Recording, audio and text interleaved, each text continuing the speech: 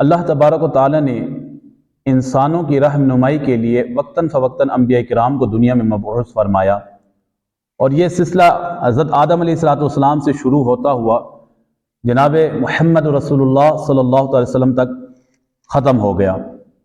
دنیا میں انبیاء کرام آتے رہے، لوگوں کی رہنمائی کرتے رہے، اور اللہ تبارک و تعالیٰ نے ان انبیاء کرام کو کچھ کتابیں بھی عطا فرمائی۔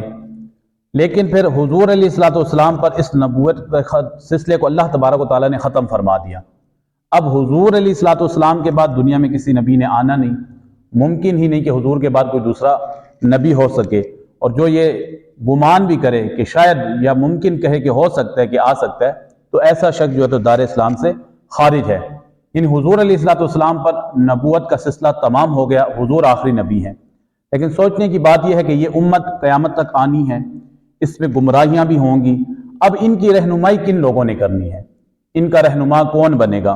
تو ترمذی شریف کی یہ حدیث پاک کہ حضور علیہ السلام نے ارشاد فرمایا، اس حدیث کو محدثین نے حسن قرار دیا ہے، اور سرکار علیہ السلام نے ارشاد فرمایا کہ علماء جو ہیں یہ انبیاء کے وارث ہوتے ہیں، یعنی علماء اپنی وراثت میں درم اور دینار نہیں چھوڑتے بلکہ علم چھوڑتے ہیں، اور علماء جو ہیں تو انبیاء کے وارث ہوتے ہیں۔ اب معلوم یہ ہو گیا کہ جو علماء ہیں یہ انبیاء کے وارث ہیں۔ اب چونکہ نبوت کا سلسلہ ختم ہو گیا، اب کسی نبی نے آنا نہیں، تو اب اس امت کی رہنمائی کے لیے جو لوگ ہیں وہ علماء اور صلحاء ہیں، یعنی یہ لوگ جو ہیں تو امت کی رہنمائی کریں گے۔ اب ہمارا کام کیا بنتا ہے کہ ہم ان علماء کی صحبت اختیار کریں، ان علماء کو اپنا پیشوا بنا لیں، ان علماء کو اپنا امام بنا لیں، اور ان کے پیچھے پیچھے صراط مستقیم پر چلتے جائیں۔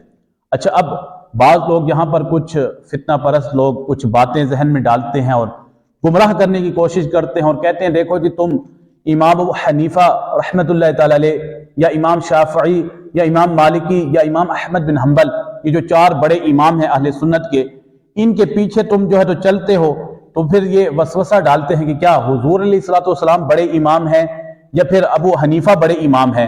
حضور بڑے امام ہیں یا امام شافعی بڑے امام ہیں؟ حضور بڑے امام ہیں یا امام مالک یا امام احمد بن حنبل بڑے امام ہیں؟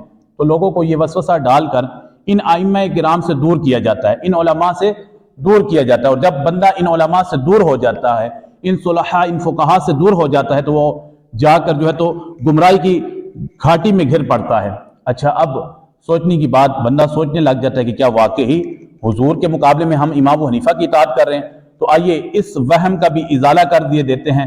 حضور علیہ السلام کی بخاری شریف کی حدیث ہے، حضور علیہ السلام نے فرمایا کہ جو میری اطاعت کرے وہ ایسا ہے کہ اس نے اللہ کی اطاعت کی، اور جس نے میری نافرمانی کی وہ ایسا ہے کہ اس نے اللہ کی نافرمانی کی۔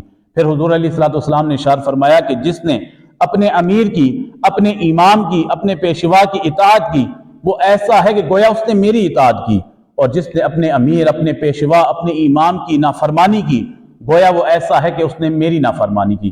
تو اس حدیث پاک سے ہمیں معلوم یہ ہوا کہ اگر ہم علماء کرام کی اطاعت کرتے ہیں، ان کی پیروی کرتے ہیں، ان کے پیچھے چلتے ہیں، ان کی اطاعت کرتے ہیں، تو گویا یہ ایسا ہے کہ ہم حضور علیہ السلام کی اطاعت کرتے ہیں، کیونکہ یہ حضور علیہ السلام کی ہی راستے کو جو ہے تو ہم تک پہنچاتے ہیں اور ہمیں اس راستے پر لے کر چلتے ہیں۔ اچھا، اب ہم دنیا میں ان کو امام بنا لیں، نیک لوگوں کو ہم علماء کو اپنا امام بنا لیں، پیشوا بنا لیں، تو ہوگا کیا؟ اللہ تبارک و تعالیٰ قرآن مجید فرقان حمید کی سورہ بنی اسرائیل کی آیت نمبر 71 میں ارشاد فرماتا ہے، یوم ندعو کل اناس بامامہم، ترجمہ قرآن، اور یاد کرو اے حبیب جس دن تمام لوگوں کو ان کے اماموں کے ساتھ اٹھایا جائے گا۔ اب یہ تفسیر جلالین میں اس کی تفسیر کے نیچے اگر آپ پڑھیں تو تفسیر جلالین میں لکھا ہے کہ جب لوگوں کو اٹھایا جائے گا تو ان کے اماموں کے ساتھ اٹھایا جائے گا۔ اب یہ امام کون ہوں گے؟ جو دنیا میں ان کی پیروی کرتے تھے لوگ، جن کی اقتداء کرتے تھے، کل بروز قیامت لوگوں کو ان اماموں کے ساتھ اٹھایا جائے گا۔ اب اچھا، جن کے امام نیک ہوں گے، علماء ہوں گے، فقہاء ہوں گے، صالحین ہوں گے، ان کا انجام کیا ہوگا؟ اللہ تبارک و تعالیٰ ارشاد فرماتا ہے کہ ایسے لوگوں جن کے امام نیک ہوں گے، علماء فقہاء ہوں گے، ان کو سیدھے ہاتھ میں نام اعمال دیا جائے گا۔ اب یہ لوگ نام اعمال کو کھولیں گے، اپنے نام اعمال کو پڑھتے جائیں گے اور خوش ہوتے جائیں گے، یہاں تک کہ جنت میں داخل ہو جائیں گے۔ اب وہ لوگ کہ جن کے امام تو ہیں لیکن صالحین نہیں، جن کے امام تو ہیں لیکن علماء نہیں، یا علماء ہیں تو علماء کی بھی قسمیں ہیں، علماء سو ہے، تو اب ایسے لوگوں کا انجام یہ ہوگا کہ اللہ تبارک و تعالیٰ ان کو نام اعمال ان کے الٹے ہاتھ میں عطا فرمائے گا، یہ اس میں اپنے گناہوں کو پڑھتے جائیں گے اور غمگین ہوتے جائیں گے حتیٰ کہ یہ جہنم میں ڈال دیے جائیں گے۔ اور اب یہاں پہ ایک اور بات کہ جس کا امام ہی نہیں، جو کسی کو اپنا پیشوا ہی نہیں بناتا، علماء کو مانتا ہی نہیں، علماء کو امام بناتا ہی نہیں، اب اس کا کیا ہوگا؟ تو صوفیاء کرام علیہم رضوان نے جو ہے تو بہت زبردست اس نے بات کی ہے کہ جس کا کوئی امام نہیں، جس کا کوئی پیشوا نہیں، جس کا کوئی استاد نہیں، ایسا شخص کا امام و پیشوا استاد شیطان ہوتا ہے۔ اب سوچئے کہ جس کا پیشوا اور امام شیطان ہو تو اس کا حال کیا ہوگا۔ دوسری بات، ہمیں جو ہے تو لوگ یہ کہتے نظر آتے ہیں، لوگ کہتے ہیں جی ہمارا کوئی مرشد نہیں، ہمارا کوئی مددگار نہیں۔ تو اب یہ بھی جاننا ضروری ہے کہ مرشد کس کا نہیں ہوتا؟ مرشد کا مطلب رہنمائی کرنے والا۔ مرشد کس کا نہیں ہوتا؟ مددگار کس کا نہیں ہوتا؟ تو آئیے قرآن نے جو ہے تو اس کے بارے میں بھی ہماری جو ہے تو ہدایت فرمائی، ہمیں جو ہے تو اس کا بتایا ہے کہ مرشد کس کا نہیں ہوتا، مددگار کس کا نہیں ہوتا۔ تو سورہ کاف کی آیت نمبر 17 میں اللہ تبارک و تعالیٰ ارشاد فرماتا ہے کہ اللہ تبارک و تعالیٰ جس کو گمراہ کر دیتا ہے، یعنی جس کے نصیب میں گمراہی لکھ دیتا ہے، اللہ تبارک و تعالیٰ جس کو گمراہ کر دیتا ہے، پھر نہ اس کا کوئی مددگار ہوتا ہے نہ کوئی مرشد ہوتا ہے۔ تو پتہ یہ چلا کہ جو لوگ کہتے ہیں کہ میرا مرشد نہیں، میرا کوئی مددگار نہیں، تو وہ غور کریں اس آیت پر، وہ اللہ تعالیٰ کی طرف سے گمراہ کیے گئے ہیں، اسی لیے نہ ان کا کوئی مددگار ہے اور نہ کوئی مرشد ہے۔ اچھا، مرشد کو ہونا کیسا چاہیے؟ عموماً ہم دیکھتے ہیں بعض لوگ شعبہ باز ہوتے ہیں، نظر بندی کرتے ہیں، ہمیں نظر آتا ہے بس زید جی یہ تو بہت ہی کمالات دکھا رہا ہے، تو ہم کیا کرتے ہیں؟ ہم ان کے پیچھے چل جاتے ہیں۔ ہم یہ نہیں دیکھتے کہ اب اس بندے میں شریعت کا کتنا عمل ہے، یہ کتنا شریعت کو فالو کرتا ہے، بس ہم دیکھتے ہیں جی اس نے کوئی کرتب کر کے دکھا دیا، ہم اس کے پیچھے چلنا شروع ہو جاتے ہیں۔ ہم یہ نہیں دیکھتے کہ اس کو دیکھیں یہ نماز پڑھتا ہے کہ نہیں پڑھتا، یہ دین شریعت کا جو ہے تو اہتمام کرتا ہے کہ نہیں کرتا۔ اب ہمیں دیکھنا یہ ہے کہ پیر کون ہے، مرشد کون ہے، ہمارا رہنما کون ہے۔ تو اس کے لیے علماء کرام علیہم رضوان نے جو ہے تو آسان ایک فارمولہ بتایا ہے کہ ولی اور مرشد وہ ہوتا ہے کہ جس کو دیکھنے سے تمہیں رب یاد آ جائے، جس کی صورت پر تم نگاہ ڈالو تمہیں اللہ کی یاد آ جائے، جس کی صورت کو تم دیکھو تو تمہیں حضور علیہ الصلوۃ والسلام کی سنتیں نظر آ جائیں، ایسے بندے کو اپنا مرشد و پیر بنانا چاہیے۔ اچھا، اب ہم مرشد بنا لیتے ہیں، پیر بنا لیتے ہیں، اس کا ہمیں فائدہ کیا ہے؟ اس کا ہمیں ملے گا کیا؟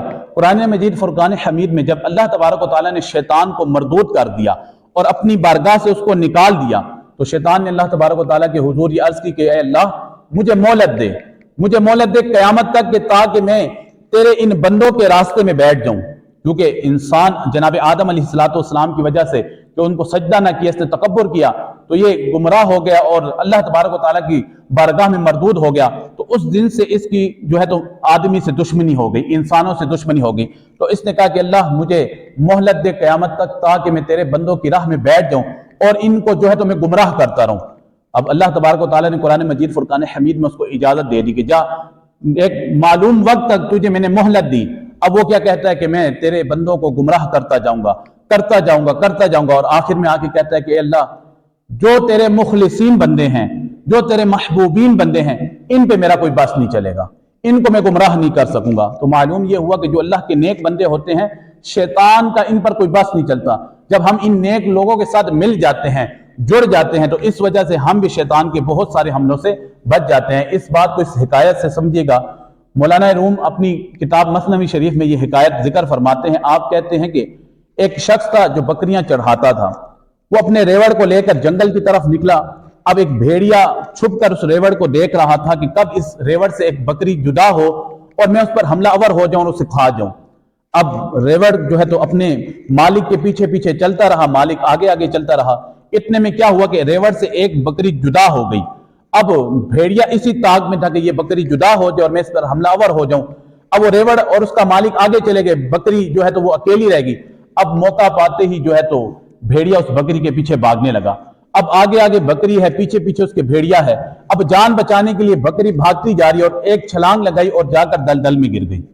اب بھیڑیا چونکہ بھوک پیاس میں تھا، اس کو بھوک کے علاوہ کچھ نظر ہی نہیں آ رہا تھا کھانے پینے کے علاوہ، اس نے جو ہے تو اس بکری کے پیچھے اسی دلدل میں چھلانگ لگا دی۔ اب آگے بکری پھنس گئی، پیچھے بھیڑیا پھنس گیا۔ اب بکری جو ہے تو پیچھے مڑ کر بھیڑیے کی طرف دیکھتی اور مسکراتی ہے۔ اب بھیڑیا بڑا پریشان ہوا کہ یہ کیا بات ہے، مصیبت میں بھی پھنس گیا ہوں، مصیبت میں یہ بھی پھنسی ہوئی ہے، لیکن یہ مسکرا رہی ہے، وجہ کیا ہے؟ تو بھیڑیے نے اپنی زبان سے اسے کہا کہ تو کیوں مسکراتی ہے؟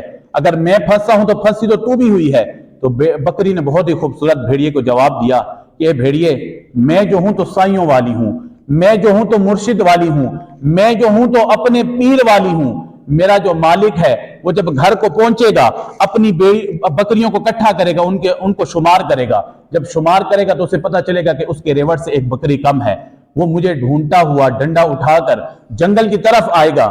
میں یہ سوچ رہی ہوں مجھے تو میرا سائیں آ کر بچا لے گا، تیرا کیا حال ہوگا، تیرا کیا حال ہوگا؟ تو پتہ یہ چلا کہ جس کا سائیں ہو وہ جہاں بھی پھنس جائے، یہ مرشد کریم اللہ کی عطا سے اس کو بچا لیتے۔ اب یہاں پر نتیجہ کیا نکلا کہ یہ بھیڑیا جو ہے یہ شیطان ہے، اور یہ بکری جو ہے یہ ہم انسان ہیں، اور شیطان ہمیشہ اس طاق میں رہتا ہے کہ کب انسان گمراہی کی طرف آئے گا یا اپنی جماعت سے الگ ہوگا اور میں اس پر حملہ کر دوں گا اور اس کے ایمان کو تباہ کر دوں گا۔ اب جن لوگوں کا رشتہ اللہ کے ولیوں کے ساتھ ہے، علماء کے ساتھ ہے، فقہاء کے ساتھ ہے، اللہ تبارک و تعالیٰ انہیں ان نیک لوگوں کا صدقہ ان شیطان سے بچا دیتا ہے۔ شیخ جنید بغدادی علیہ رحمہ آپ اپنے مریدوں کے ساتھ باہر نکلے تو ایک ریڑھی پر کوئی سنگترے بیچ رہا تھا، تو وہ صدا لگا رہا تھا، اچھے سنگترے، اچھے سنگترے۔ اب جب یہ بات جنید بغدادی علیہ رحمہ کے کانوں میں پڑی، آپ کو وجد آیا، اور وجد آتے ہی آپ زمین پر گر گئے اور بے ہوش ہو گئے۔ جب ہوش آیا تو مریدین نے آپ سے پوچھا کہ وجہ کیا ہے، ہوا کیا ہے آپ کو؟ تو شیخ جنید بغدادی علیہ رحمہ نے اپنے مریدین سے فرمایا کہ کیا تم نے سنا نہیں وہ گاڑی پہ جو پھل بیچ رہا تھا وہ کہہ کیا رہا تھا؟ انہوں نے کہا جی وہ کہہ رہا تھا اچھے سنگترے، اچھے سنگترے۔ انہوں نے کہا تم نے غور نہیں کیا، تم غور کرتے تو تمہیں بھی وجد طاری ہو جاتا۔ اصل میں وہ کہہ رہا یہ تھا کہ اچھے سنگ ترے، جو اچھوں کے سنگ ہو جاتے ہیں وہ تر جاتے ہیں۔ تو اللہ تبارک و تعالیٰ سے دعا ہے کہ اللہ تعالیٰ ہمیں اچھوں کا سنگ عطا فرمائے اور کل بروز قیامت ان اچھوں کی معیت میں داخلہ جنت عطا فرمائے۔ آمین بجاہ نبی الامین صلی اللہ تعالی علیہ وسلم۔